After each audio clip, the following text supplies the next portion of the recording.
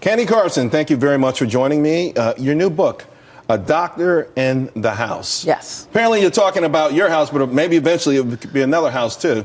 Well, we did move to Florida, and it's a lovely place. Listen, I've seen some pictures, okay? And what I love about it is it just shows what's at the end of hard work and dedication and savings and those kind of things, because essentially I think the story of Ben Carson and Candy Carson is one that all Americans not only can look up to, but should aspire to. Yes, but it's also a story of an example of the American dream. Right. And he wants to make sure that others can experience that American dream too. Right now, the employment rate, not unemployment rate. Right. You know, the labor participation rate. It's so low, it's ridiculous. What we can do to get jobs created.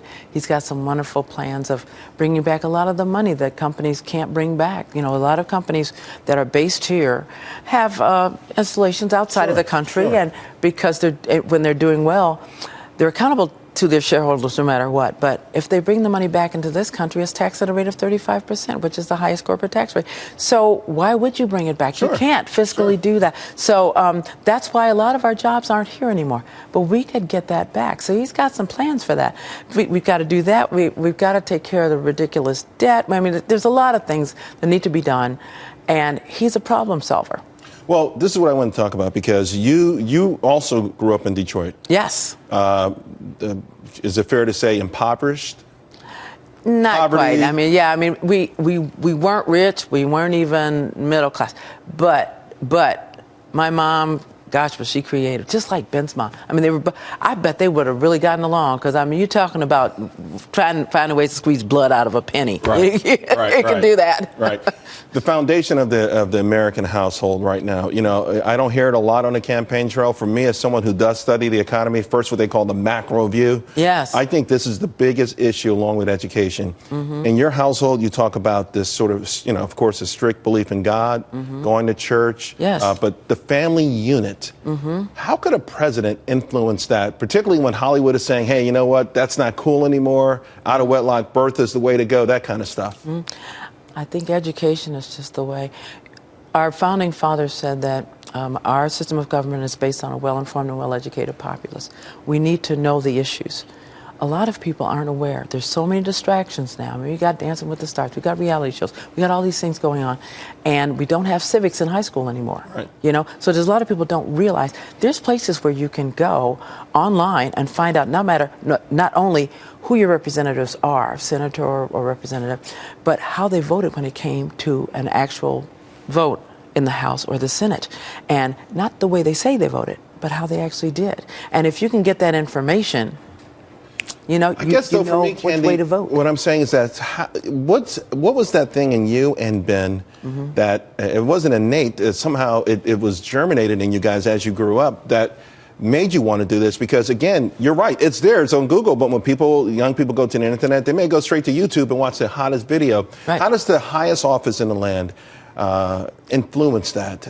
Is it just about talking about it over and over again? Because I feel like we're in an era of grievances, an era of victimization. I don't hear a lot from powerful people saying, you can be great. This country can be great. Oh, well, we talk about it with our Scholars Fund all the time. But getting back to, you know, where you started. These elected officials, I mean, you know, we're not getting that, and that's there's a reason why people have gravitated around Ben Carson. Yeah, well, you know, when you have someone who has had his patients' best interests at heart, their future at heart, physically and academically and emotionally and so on and so forth. This is someone who's thinking about the future and also making sure that they have the same rights and privileges and opportunities that we've had. Right. Because we're the first generation in the history of this country to make it worse for the next one. Right. You know, so we've got to do something to turn around this incredible debt. The debt at $18.5 trillion, you can say it. You know, it's easy to say. But can you wrap your mind around it really? No.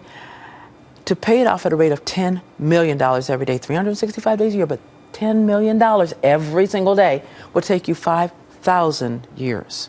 Wow. And as I was saying on Cavuto, too, I mean, you know, you guys, hey, we got it all going.